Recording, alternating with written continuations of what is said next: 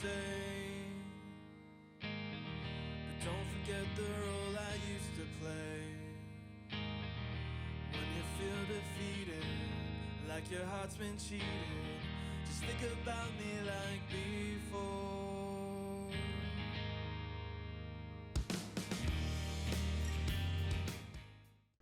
Hello, hello, hello, and welcome to the Leen Show. This is episode 6 of the Leen Show. My name's Lee, and that's Kathleen. And Kathleen, you're leaving the country today, are you not? I am, for the first time ever. I fly out tonight at 10 p.m. and I arrive in London 11 a.m. London time. Taking the red eye. Traitor? Because I'm going to the old country. I had a thought. When was the first terrible British accent either of us would break out that intro? I'm going to the old country, I'm glad governor. You were the first. Yeah. Cool. You got any more? Beans on toast? Mushy peas? Beans on toast? Football? Ya wanker. Ya fucking wanker. Okay. Yeah, I'm excited. Nice. Yeah, you should be. That'll be a lot of fun. We have a friend of ours we went to college with who currently lives in London. She's going to visit her. Little paleontologist. Yes, she major. is. That's right? No, it's not. Paleontology is the specific study of dinosaurs. She is an archaeologist. So she's writing her dissertation on archaeology. And it's like, okay. I was actually telling a coworker about it. If you think about it, like the United States as a continent, or not as a continent, but the United States is like not that old, like civilization wise, like, you know what I mean? So there's way more. It's like the newest country in the world. Yes. Thank you. It's like one of the newest countries. Thank you for articulating that. Europe has way more archaeology to study. Like that's where all of the digs are. So she went to Portugal and literally like did a dig and dug up fossils and pots and stuff from ancient civilizations. It's so cool. So cool. That's really cool. Little Indiana Jones over there. I'm purposefully doing it bad. I have a couple of British coworkers, so I feel like I do have a decent impression, but I won't do it on here. Why wouldn't you do it on here? Do you want to save it for London? No, it's too good. It would destroy you guys. It would destroy you. Yeah. Okay. My thing with accents, I don't want to do it because like I feel like I'm okay with like impressions, but I need to hear it a lot to be able to replicate it. Me too. Like I have a pretty solid Irish accent that I'll break out if like, but like I can not right now. I can only do it when I watch because I can't like. You've got to like lean into it. Like you got to be talking for a couple sentences and then just switch to Irish. Well, no, I just need to listen to like 20-30 minutes of like Conor McGregor press conferences. True. And then I can kind of like recite, because the thing with impressions is like, you know, especially like Irish, British, things like that, they say certain words so weird that like you can get a couple like, so the Irish say like wook, like go to wook. And it's a lot of like tip of the tongue, like, you know, T's are really pronounced. Yeah. That's kind of like that's kind of the accent. So it's not that hard to replicate, but then it's like you get to like a random word and it's like, I don't know how they say that. And it just totally breaks it. I feel like, there's like there's a TV show where they do this, and I don't know what TV show it is, but, anytime I'm trying to give an impression or do an impression, I split one of two ways. I either go super Irish, not intentionally. So like if you were like doing an Irish accent right now, I wouldn't be able to. But if I were impersonating another accent, I either go Irish or I go super Indian. Like no joke. It's like one of the two. It's literally like Irish or like straight up like just Indian. And one of those is extremely racist and one is not. So that's a slippery slope. I guess that's true. I mean, it's not intentional though, you know. It gets there. Yeah. Like, can I try my Irish accent real quick? Sure. That was mine. My name's Conor McGregor. I'm the talk of the town. We're not here to take part. We're here to take over. That's bad. That's not good. So, but it sounded like something else though. Like, and that's the thing. I feel like when we try to do a specific impersonation of an accent, it ends up sounding like another accent, just not that one. You know? That sounded like something else. Yeah. I got kind of British near the end. A little British. Yeah. Wait, let me. You gotta read. No, I can't say that line. You gotta have like content. I can't say like, that. Like whenever I'm practicing for the podcast, I usually like when I'm testing, I usually just read straight out of my Game of Thrones book, and then I'll just record myself. Okay. Like, okay, so. Okay. Give us a reading. The sight of him frightened Bran, the weirwood roots snaking in and out of his withered flesh. Dude, that It's pretty good. was actually impeccable. I'm gonna stop there because I don't think I could replicate that, but that was good. So you just need Withered Flesh sounded solid. Yeah, you need a little bit of Game of Thrones content. You need something so you can really get in the character. Like accents are more than just words. Like you've got to really embody the sound of the people. Yeah. No, there's one specific Conor McGregor line that I was about to say, but it's kind of problematic, so I'm not going to say it. Oh. But like I could do it. It's not. It's kind of mean. Just so I'm not going to say okay. it. We can I'm gonna always cut it. Okay. But I'm gonna say it. You got okay. cut. It's something to the effect of like he's in Brazil, he's in Rio, and he's like at a press conference with a guy who's Brazilian, and he's talking about how like how does it start? It's like, if this were back in the day, and my people would invade your people, and we would take over your town on horseback, and we would kill every man, woman, and child not fit to work.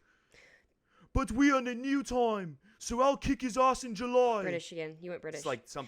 Dude, you sound like Orlando. We in a new time. You sound like Orlando Bloom from Pirates of the Caribbean. That's who you sound like. Have you seen those movies? I've never seen Pirates of the. No. Never. What? Pirates are kind of lame. I don't care what you think about pirates, but that's a lie. That's a straight up lie. You've never seen a single one of the Pirates of the Caribbean movies. There's 5. I saw the second one in theaters and I was like 8 and it kind of scared me. Okay. With Davy Jones? Yeah. The second one is the scariest one. Oh my god, those movies are like some of my favorites ever. Well, dang, now I'm like I want to go back. I wish I could go back already and hear hear myself doing that Irish impression again, because that was really good. I mean, like, I can only do, like, it has to be like you said, it has to be like pre-written. I have to like be imitating like specific words, because if I try to improv, I'll get to a word that I don't know how to say. Yeah, that's what it is. Yeah. What's another we're not here to take part, we're here to take over. And it's not like, that's bad. That's like his most famous line, like one of his most famous. And it gets British near the end. I can't do it. It does get British. Is this the guy that broke his ankle when we were at World of Beer?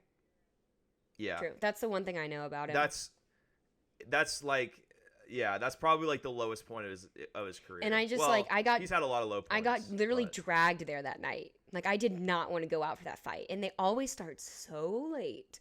And I was like, I don't want to be here. And I waited so long. And then it was over, right? Like, it was like within the first, was it within the first couple of minutes that he broke his leg? It was like near the end of the first round. Oh, okay. So it lasted 5 minutes. Whatever. But still, yeah.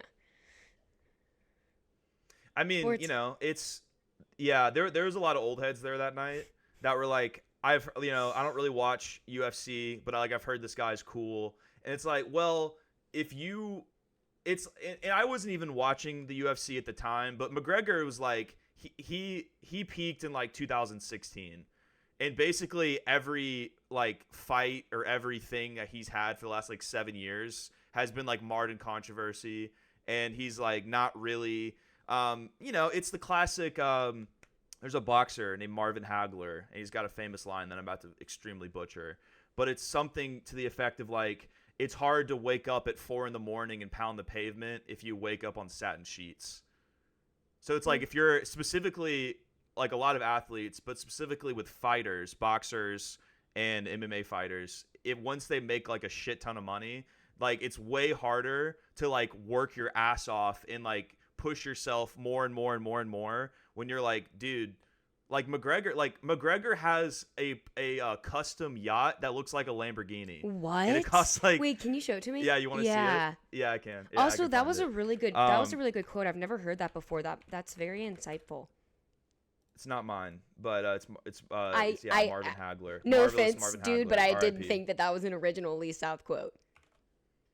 No. Like I that wasn't that. Because That wasn't what I I'm thought. I'm not a dog. Like I would not have the warrior spirit to say that. Because I'm like, dude, I can barely wake up before 10 a.m. Same.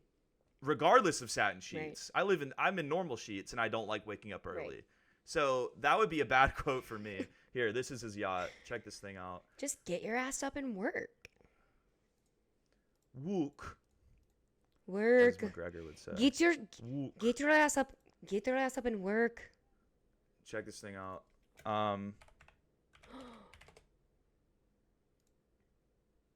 Look at that thing. Whoa. The supercar of the sea. It's pretty sweet. Woo! That thing is snazzy. Look at that. Pretty sweet. How much do you think it cost? Oh my god. Oh, there it is. 3.6 million. Yeah, a little. 3.6 million. Let's say 3.6 million pounds. I don't think they use pounds. You know, like the Irish like hate the British. They like hate each other. Well, it's even worse though between the Irish and the Scottish. That it's like don't ever mistake. Like don't ever call an Irish person Scottish and don't ever call a Scottish person Irish. I think there's an interview with Cillian Murphy and I want to say Tom Hardy is Scottish or someone who's Scottish and they talk about it. Also, my last boss was Scottish as well. Like I think it's like one of those things. It's like I don't know what to compare it to, but it's like do not mix those two up. Like I think the Irish hate the Scottish way more than the British, but maybe I'm wrong. Yeah, I'm not a huge expert on it's all Irish about politics. The Catholic Church. We won't get into it, but it's all about the Catholic Church. That's what the whole feud is over. Okay, are you studied up on the No, feud, I'm is that reading the on Holy that. War? That's not the Holy War, right? That's something else. I would know. No, the Holy War is something in Rome, I think. We should stop before we make people mad. I'm like, who hammered the Martin Luther with his 66 statements or whatever? My brother, that was oh my Martin god, Luther. My brother, he's like the ultimate fact checker. He's gonna be dying laughing right now, like at me trying, like because he actually knows this stuff. Like he probably knows exactly the war that divides Ireland and Scotland. He probably knows exactly what the Holy War is and knows exactly what the Martin Luther thing I'm talking about. Because he was like he was like stunned that we didn't know what long in the tooth was. By the way, guys, the amount of backlash we received for not knowing the statement long in the tooth. What? I knew it. Okay. I just butchered it. Okay. Still, people were pissed. We're here to say we formally apologize. Well, I'm not even gonna. Well, I guess I was a part of it, but we apologize. Kathleen, if we're gonna apologize over that, like when we do something actually bad, we're gonna have to like donate the podcast to charity. We're gonna have to like we're gonna pull a Patagonia. We have to set a line. We're gonna pull a Patagonia and donate the podcast to climate change. Then that'll really solve it. Okay. For sure. So pretty casual episode today. There's two things that I really want to talk about. The two things, the theme of my two topics are degenerate gamblers who somehow have worked through being a degenerate gambler and are like massively rich and successful men. There's two people who both fall into that category who have been quite newsworthy the last couple days. And that is David Portnoy. I don't know if that Dave or David. Let's just call him Dave. Let's call him David. Whatever. David Portnoy. I don't know if it is David. Wait, it should be Dave on the birth certificate. Are you being serious right now? It's definitely. Wait, do you mean like what his God-given name is or like what people call him? No, it's obviously Dave. Oh, I'm just okay. saying like I was trying to be weird. I was trying to be different. I was trying to be entertaining. I thought you were trying to say like you were asking me if he goes by Dave or David, and I'm like, dude, no, like he's big enough. Well, you're the Barstool expert, so I'm not. I mean, do you want to take this story?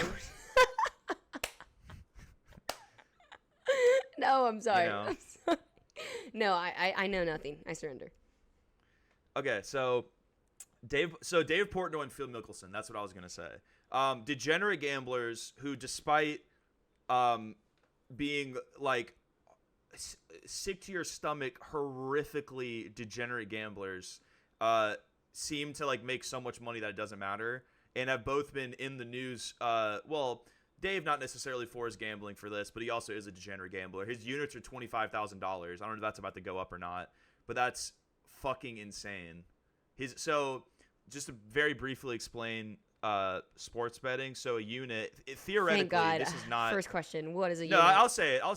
No, I'll say Thank it. you. It's easy to explain. Theoretically, and people do not follow this, by the way. I don't. A lot of people don't. Your boyfriend doesn't. A unit is supposed to be 1% of your entire bankroll. So let's say you want to gamble and you have $1,000. A unit would be $10. Okay. So it's like if you play the long game, you're gonna have shitty beats where like you should have won but you lost, and you lose some that, or you win some that you should have lost, whatever it is. So it's to kind of balance out, like, if you're a good gambler long term, you're going to win units. And you can, like, put a couple more units on something that you really like or whatever. But people don't follow that at all. It's more like 10% of your bankroll is a unit for most people.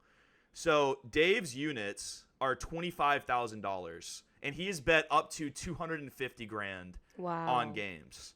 This is unrelated to the story we'll get into, but this is just, like, fun fact. True. And he was like, the way he talks about it, and I love this quote, is the way he talks about it, he's like, look, I've been gambling my whole life. When I was broke 20 years ago, my units were like $20, and then they went up to 50, and then 100, and then 500. And he's like, yeah, I could just not bet 25K, but like I'm rich now, and I want it to hurt. Fire. That's what he says. He's like, I want to feel it. Right. So he just it's not gambling if you don't feel it. So he's in it for the thrill. Yeah. Oh, yeah. True. And Respect. All degenerate gamblers are. It's never about money. Yeah. It's about the feeling of, like, when you're actively gambling, like that feeling of not knowing if you're going to win or lose. That is why people gamble. It's not to win money.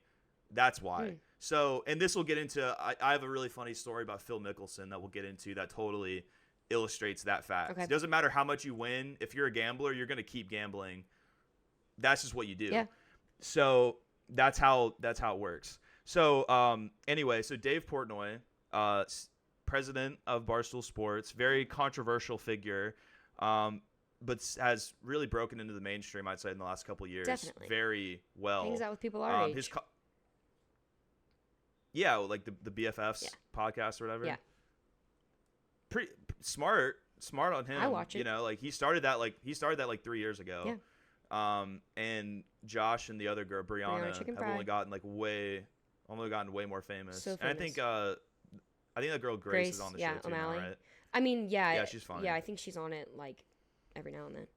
She is really funny. Yeah, but point being, so for those who don't know, maybe for those who do, and you didn't know all the details, in 2020, Dave sold Barstool Sports to Penn Entertainment, which is a casino company. It's a gambling company. And the idea was, like, he sold like half of his stock in 2020, not stock, like his equity in the company. He sold like half of it in 2020, and then the deal would have closed, I think, in like 2022, and he'd get like the other half. It sold for, I have the tweet right here. He sold it for oh shit, this thread's way too long. It's like $550 million. Wow. About. That's pretty impressive. So very impressive. Point being, the whole idea is Penn is buying Barstool's brand, their talent, and obviously, like, between Dave and a bunch of other guys, they make a lot of sports gambling content. That's like that's like a lot of what they do is they're just all gamblers. Right. So the idea with Penn was they're going to merge with Barstool, and then Penn is going to create a sports book, like, an app, like if you're in a legal state, an app. Yeah, it's like a DraftKings, a FanDuel, etc. So you download the sports book, and it was basically meant to be like, these guys all have massive followings. They all have a very loyal fan base. So that fan base is going to come with us to our sports book. So, like, if we're talking about picks, if we're talking about games, we're going to drive them to go only bet on our sports book. Okay. Now, in theory, pretty good idea. I don't think anyone had really done that to that extent. But it overall, like, did not really work. And the main reason it didn't work DraftKings and FanDuel have huge market shares, and that's kind of hard to break into because they were always like below top 5 in terms, because like in New Jersey, for example, like the state, it's hilarious to read. Also, the state every quarter, I think they release like the gambling money that they've made, and it's like every 3 months would be like, yeah, the average New Jersey bettor, or like every New Jersey bettor lost like $900 million in 3 months. Wow. It's like insane how much money they make. Yeah, that's wild. But also, they release like a percentages of the market share for each sports book, and Barstool Sportsbook was always like 4th or 5th, if not lower. And with the amount of money that they were being put into it, it just didn't really, they weren't really getting their money back. And they also like they struggled to get licenses in certain states that were legal because Barstool is very controversial. Like if they have a very controversial past because they're all about free speech, and they let some very interesting characters onto their talent pool, and they had a bunch of problems like getting licenses in certain states, and also the states that they got licenses in, it was just like a huge pain in the ass for them and for Penn. So it's really like, and I've never seen anything like this before. He's like the first, because what happened is a couple weeks ago, this process started. It was announced a couple days ago. Penn is like wants to be done with Barstool, so they went to Dave and they were like, "We want to drop you essentially because this is not really working."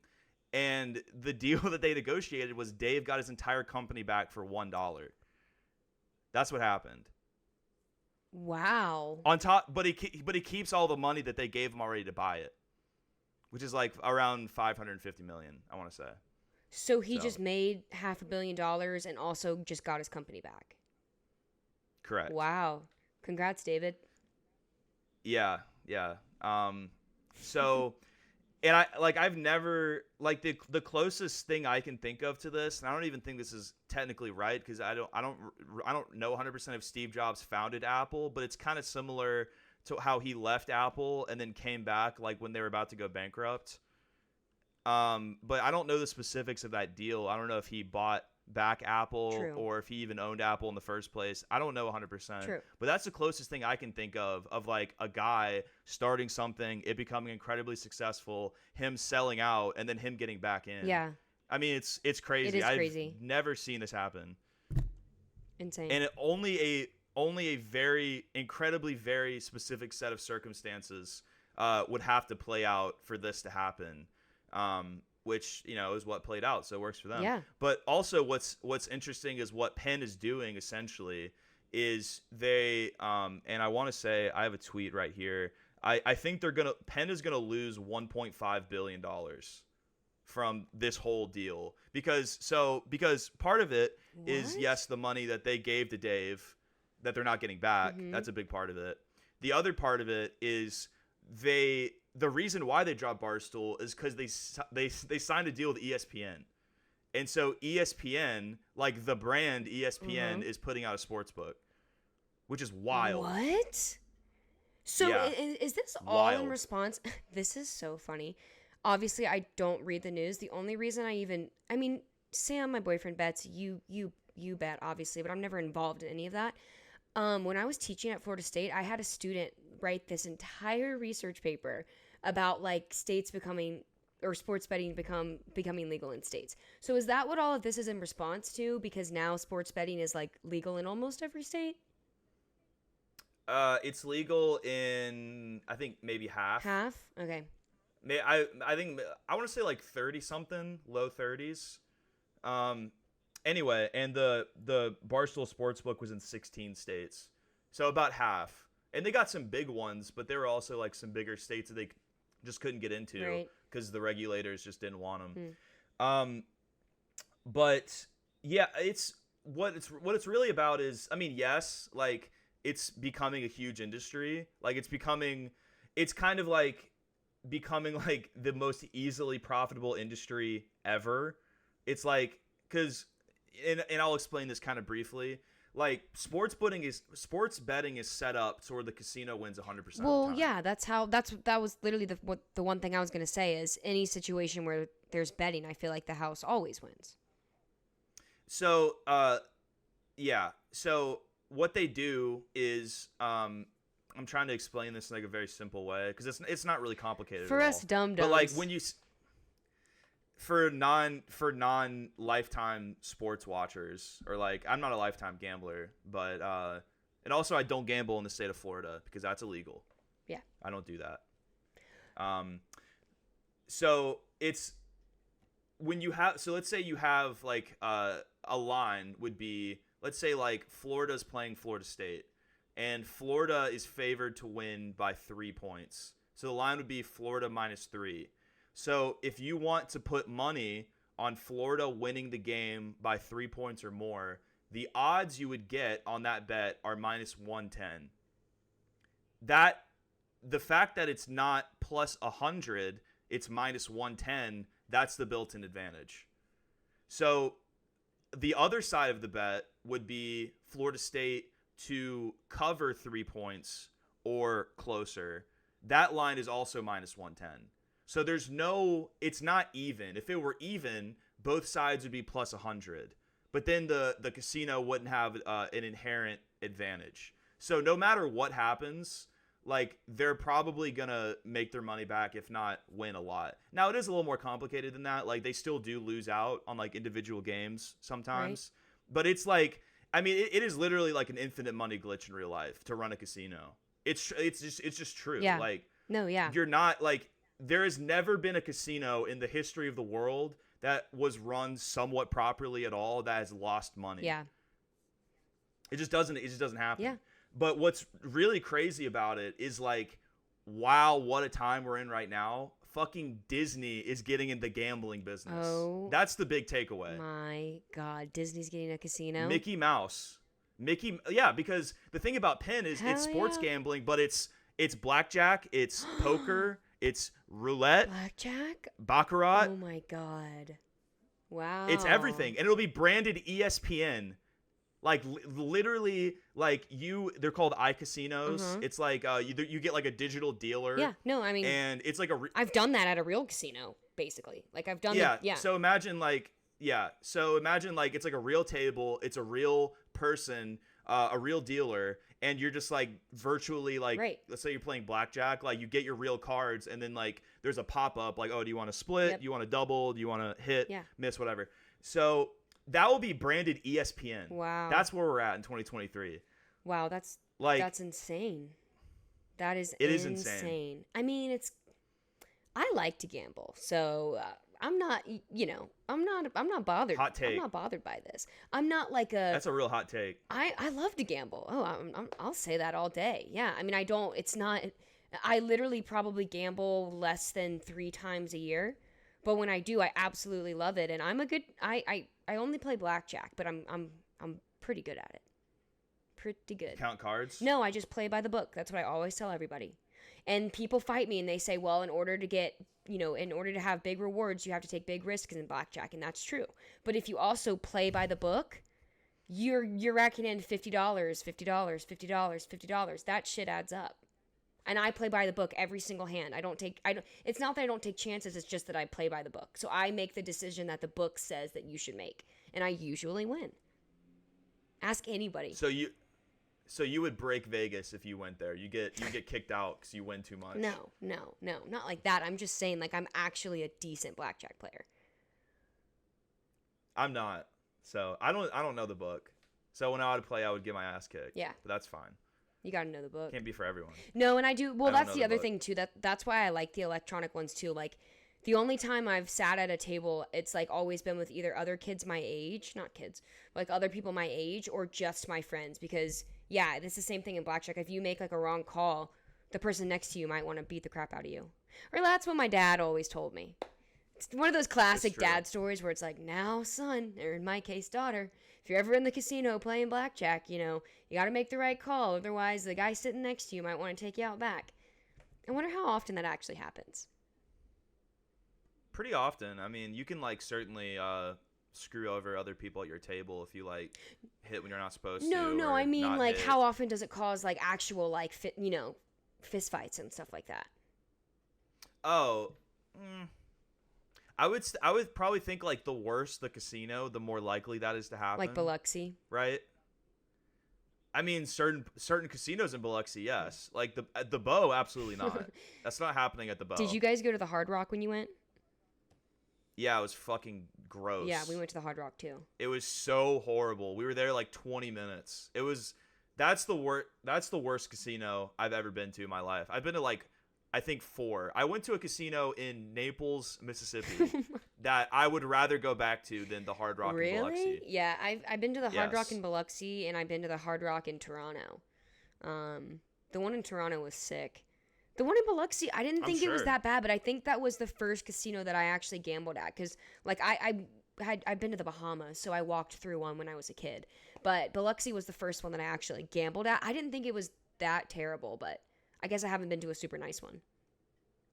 I mean, like, it's clearly a property that I think it was built a little after the hurricane. I want to say it was built in, like, the mid to late 2000s. And it's clearly a very expensive property. Like, there's restaurants in there, and like the art on the walls is really cool. It's all like all performances that have happened there. Yeah. But it's clearly had zero maintenance in the last like 10 years.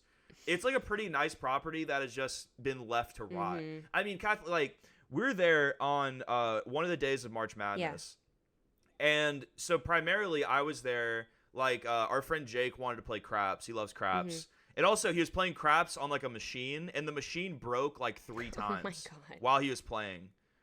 And, like, there was some scenario, like, I don't really understand craps, but there's some scenario that, like, because it broke, he won, like, $80. Oh, that shouldn't have happened.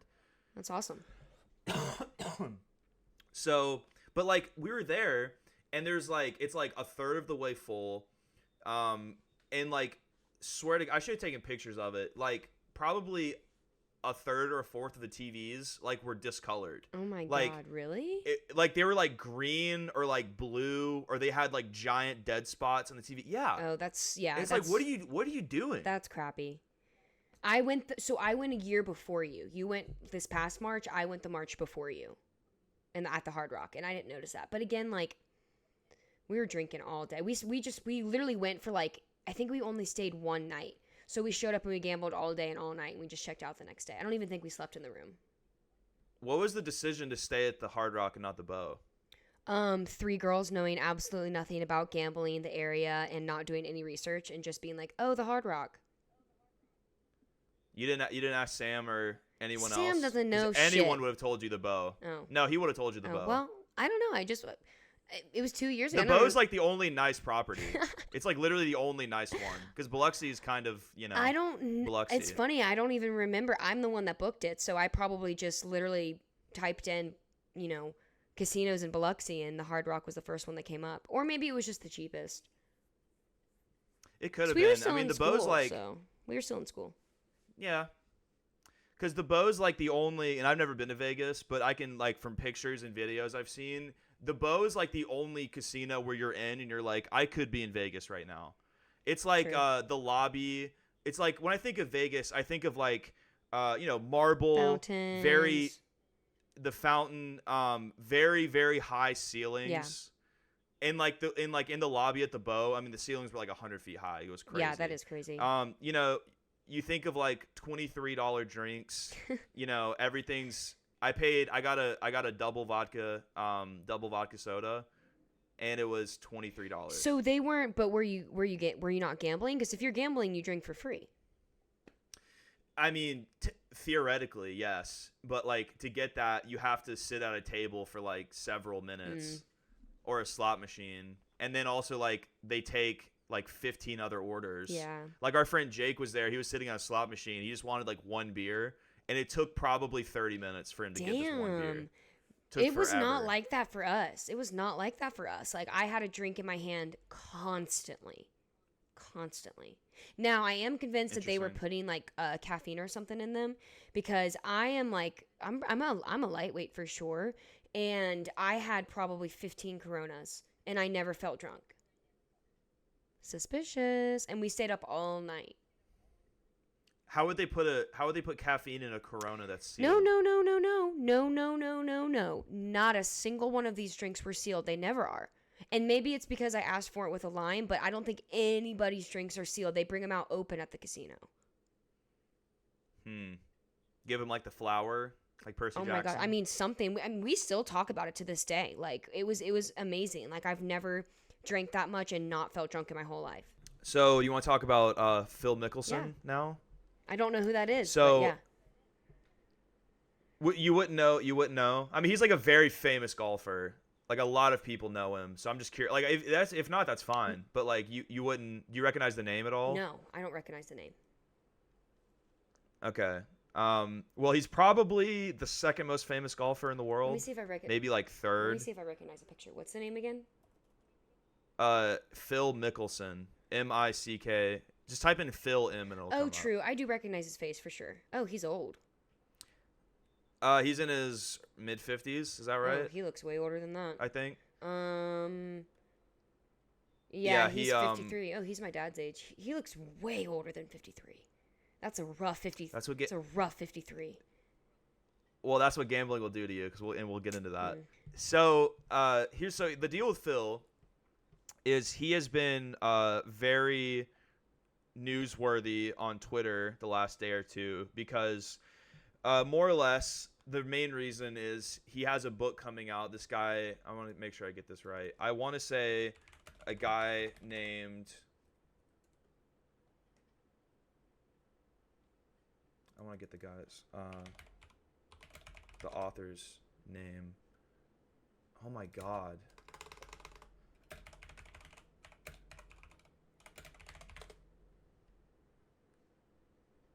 Oh my fucking god. That's not. Oh my god, what the fuck? Whatever. Cut all that. So this guy so I'm ready. Oh, sorry. So Phil's been very popular on Twitter the last couple days for many reasons, but mainly he has an autobiography coming out. I don't know if it's officially called an autobiography or not, but this guy, this famous author named Billy Walters, is writing a book on him, and the primary focus of the book is not necessarily his golfing career, but his gambling career, because golf and gambling go hand in hand. Michael Jordan, maybe one of the most degenerate gamblers of all time also. And Phil and Michael Jordan play all the time, and God knows what goes on that course. But they really go hand in hand because you can like gamble on so many things in golf if you're playing with your friends. Right. Like, oh, who has the best hole? Yep. Who has the longest drive? If I make this shot, you give me 10 grand, and it just goes and goes and goes and goes. Yes. So they go very hand in hand. And Phil has been a PGA pro for like over 30 years. He's one of the most famous athletes in the country, if not the world, right now. And so you imagine he would have quite a big amount of money, a big bankroll to gamble, right? Yeah, absolutely. So in this book, there are some hilarious figures that are thrown out. Let's just say these are all true. Okay. And so I'm going to go down the list of just like my favorite stats. Okay. But if you just want to take a guess, how much money, and I think this is lifetime, how much money has Phil Mickelson wagered?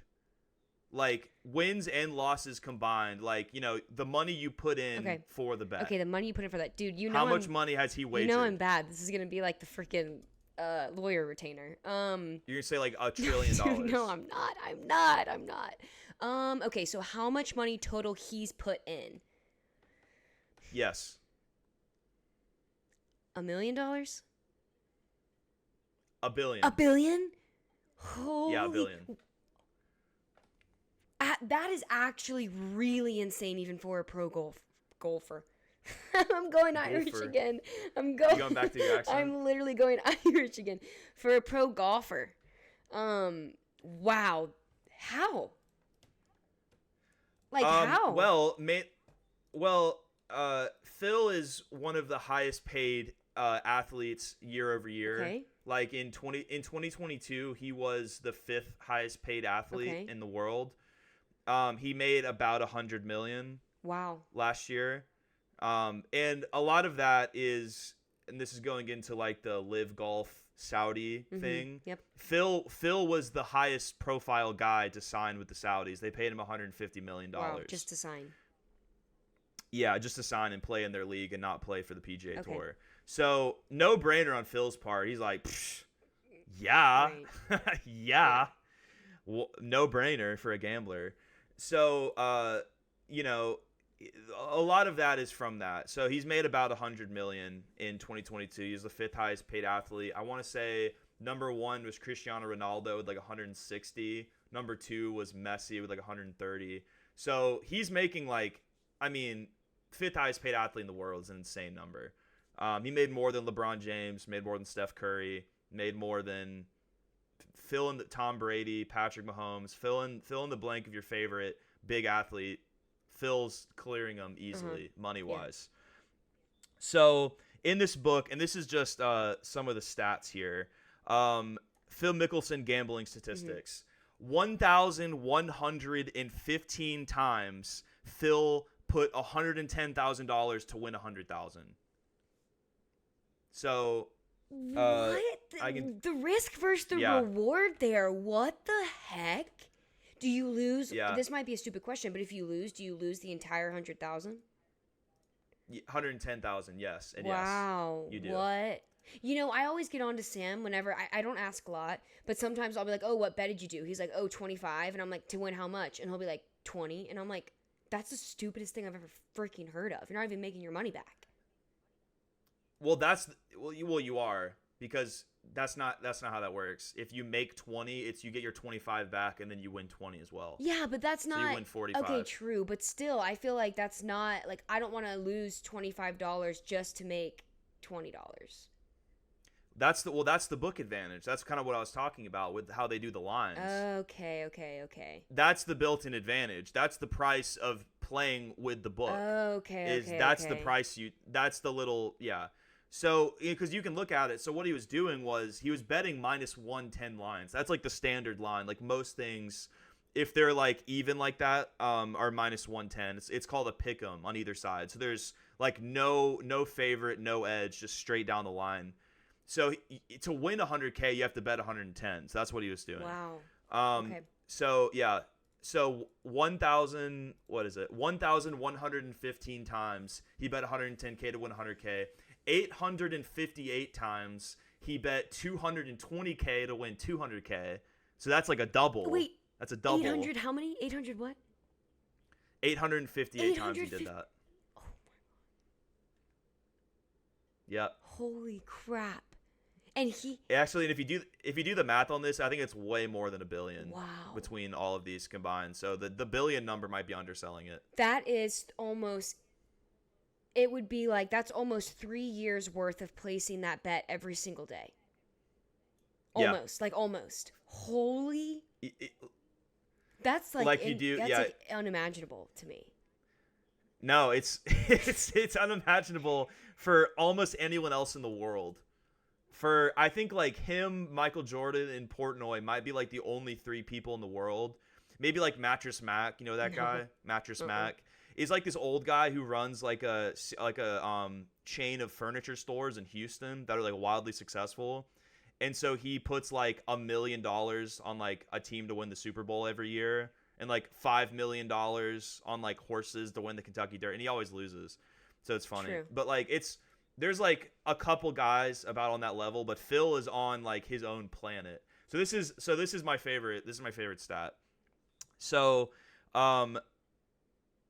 in the year 2011, so 365 day span, he did 3,154 bets total. So about 9 a day. 9 a little under a day. About a little under 9 a day. And what was the time span? 3 years? A year. A year? It was the year 2011. Okay, so obviously like he's not busy.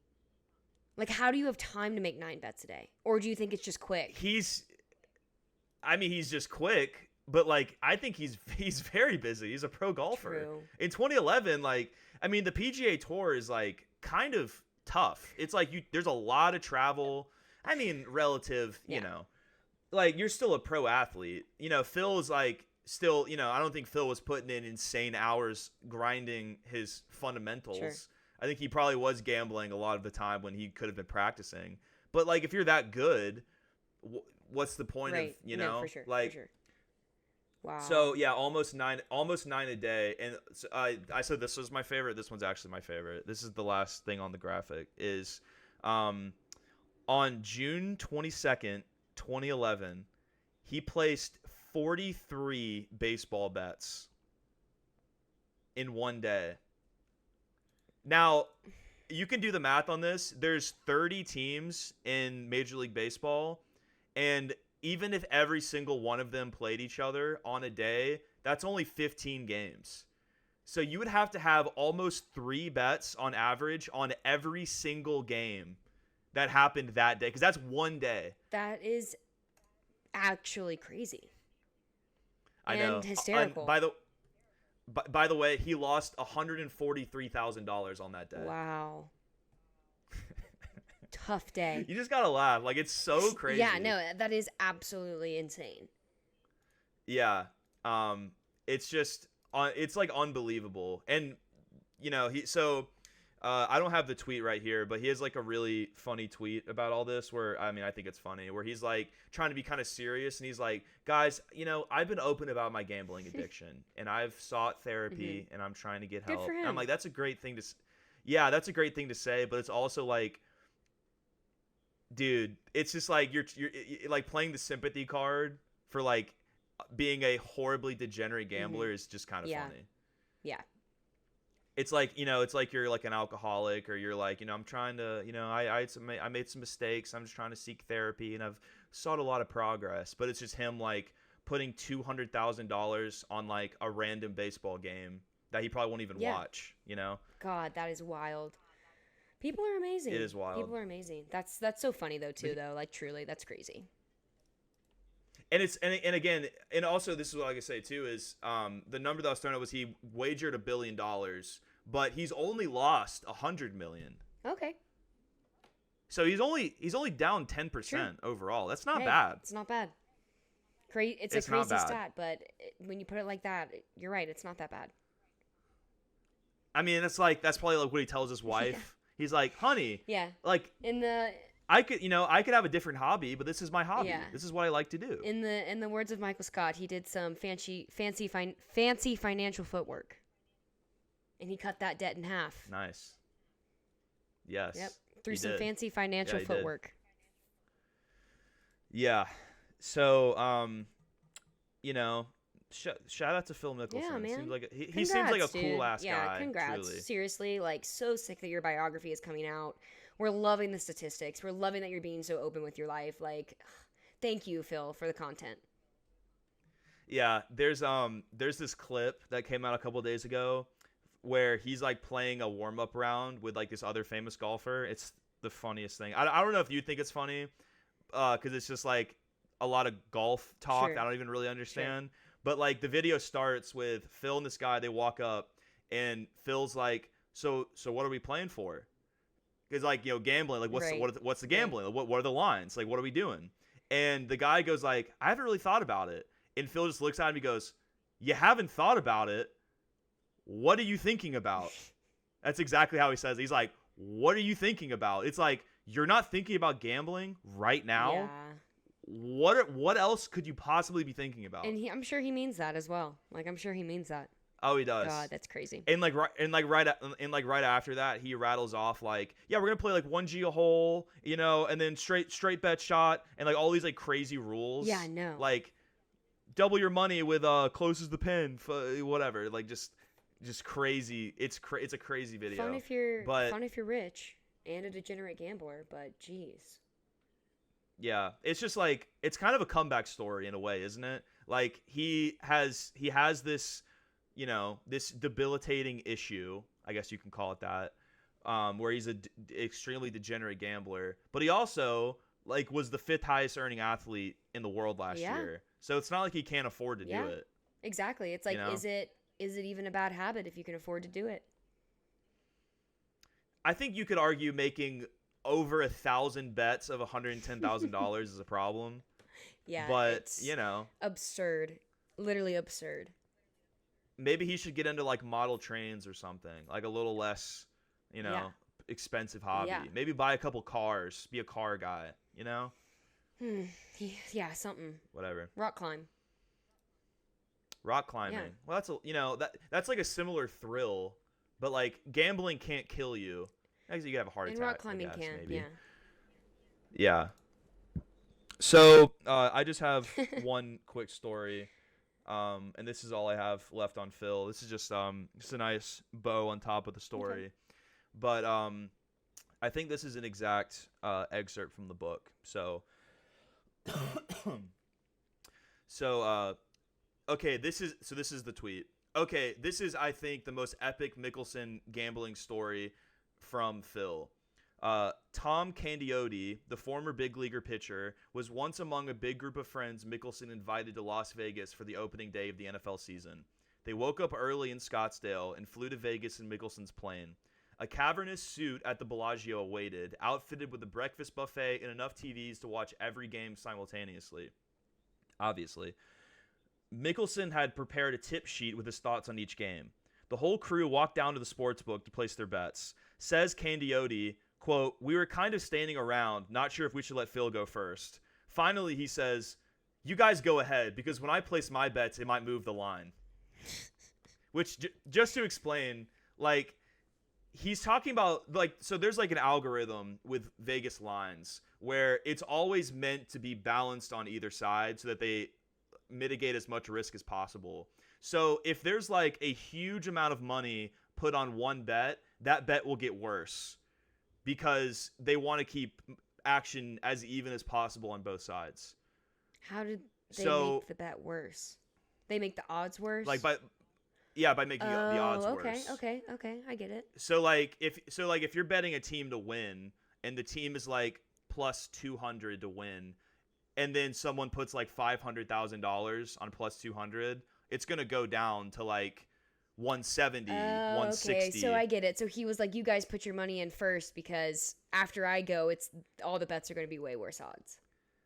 Yeah, because he's betting so much That's wild. that like his bets directly influence the gambling market. That's what he said. That's so iconic.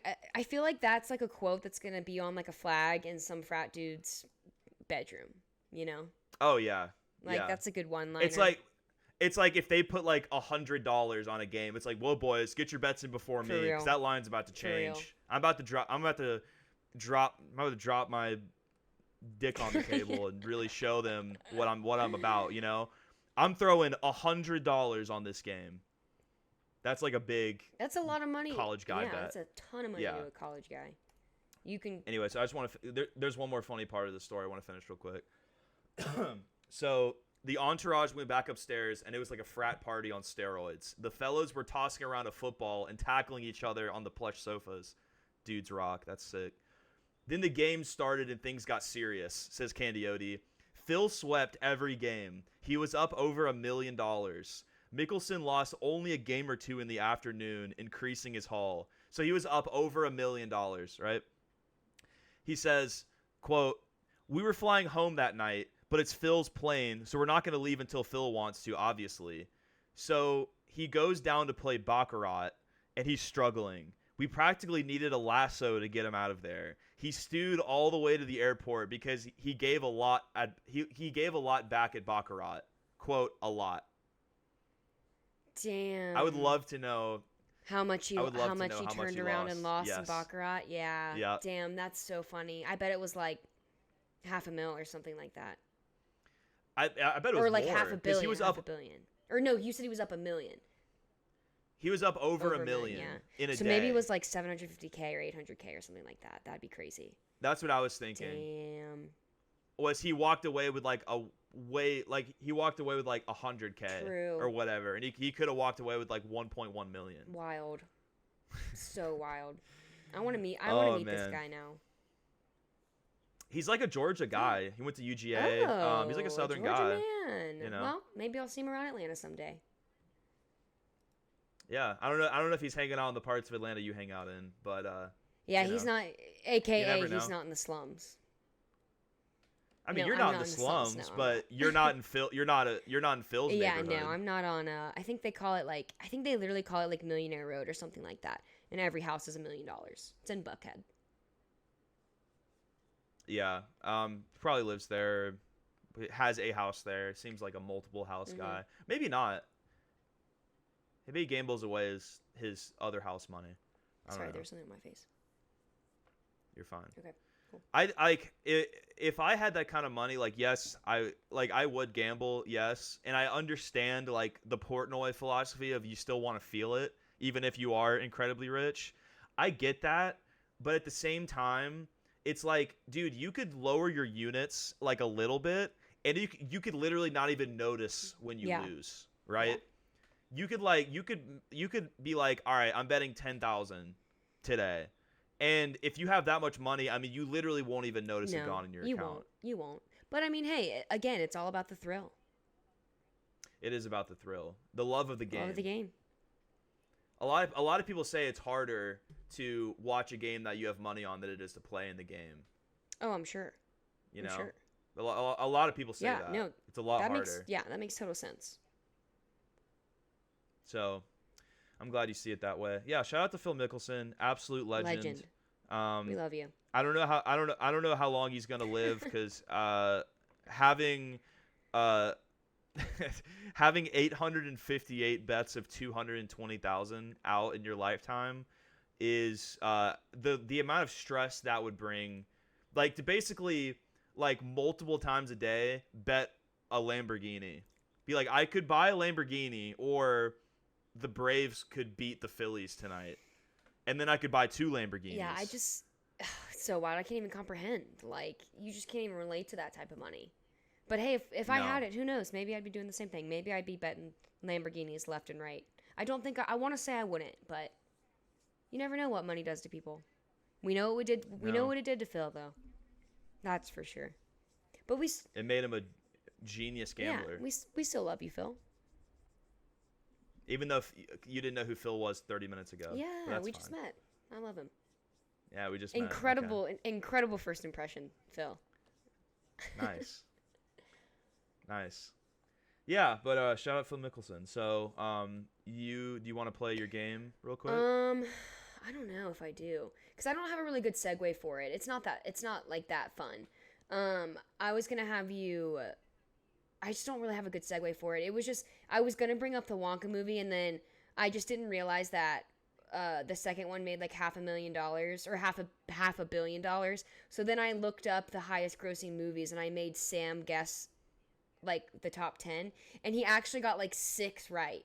So I was like, oh, ever? Yeah. So I was like, oh, I wonder if Lee would get like a lot of them. So I was gonna ask you, but I just don't really have a segue like into it. You know what I mean? So I'm fine just like not doing it. Like, I feel like we had good content. Okay. Well, yeah, that's fine. I think I could get all 10. Okay. Well, But I just don't. Well, no. Let's do it after we record. I just want to do it like for my own sake. But we don't have to include it. Sounds good. Yeah, because I just don't. It's not that interesting. I just don't have a good segue. Right. That's fine. So we can just wrap it up. Awesome. Good episode. Yeah, I thought so. Yeah, so that's all we have really today. Again, the theme of today's episode was white degenerate gamblers. I just included white. You know, it's true. Am I wrong? No. Fact or fiction? Fact. They're both white Caucasian men. Yep. You know. Respect. So, yeah, thank you guys for listening. This was a fun episode. Kathleen learned a lot. Yes, I did. About Vegas. And so the next time, and I learned that she's actually the greatest blackjack player in the world. Yeah, I am. So I am. She's the first person in history to ever just follow the book all the time, and that's it. No one's ever thought to do that. No one's ever. It's revolutionary. No. Go out there and try it. Everybody, I encourage everybody to find your local casino and go play blackjack by the book. See how much money you win. And don't forget, ladies and gentlemen, boys and girls, don't forget, if you're on a losing streak, if you stop, most of the time it means you're just losing out on your next big hit. So keep gambling. That's a joke. Don't do that. The message from today's episode: keep gambling. If you're Phil Mickelson, keep gambling. Yeah. Because you can afford it. Exactly. You know. Also, Drake is a big gambler. Very big. So Drake has a deal with Stake. You know what Stake is? It's like a online casino run by like a bunch of crypto dudes who made like a shit ton of money in Bitcoin. And It's just like they do like sports, and they do like online slots and blackjack and stuff. It's just like an online casino. That like they sponsor like streamers and they pay them like shit tons of money to gamble. And damn. They have a deal.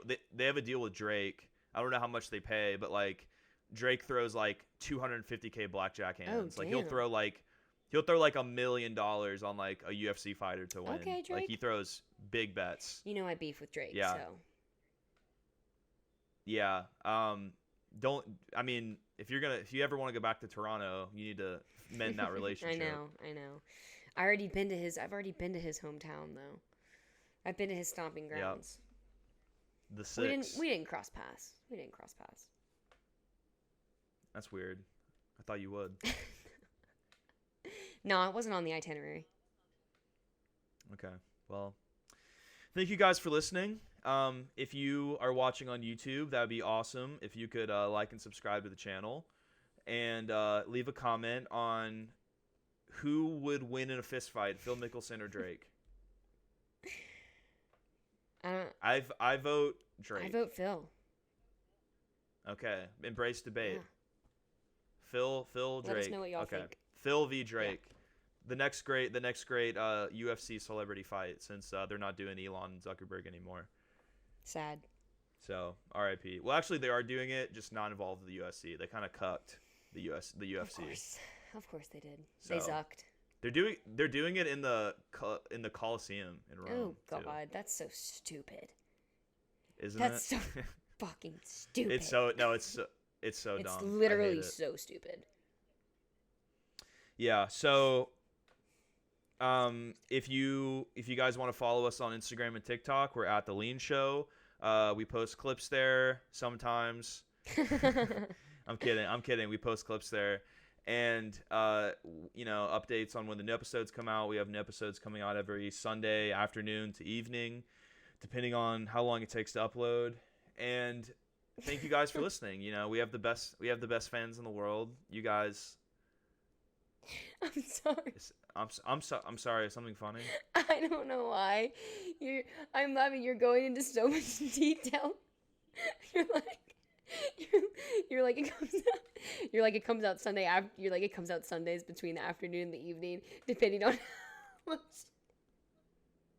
Depending on how long it takes to upload. Oh God. Sorry, I don't know why that was so hysterical to me in that moment. Like the detail that you're giving them right now. It's just sorry. Well, sorry, we're out of the joking section of the show, so if you could not laugh, sorry. I'd really appreciate it. Oh my God. Because we're in serious mode. Guys, seriously, I'm about to get fired. I mean, there's plenty of time to laugh throughout the show. This is not the time, okay? This is not the funny part of the show. You can't, Kathleen, do not laugh right now. Don't even smile. I don't know the meaning of the word. The way my lip was trembling in that moment. Okay, sorry. Anyway.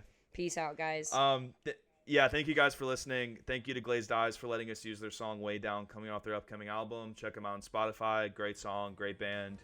And play us out. Have a good one, guys.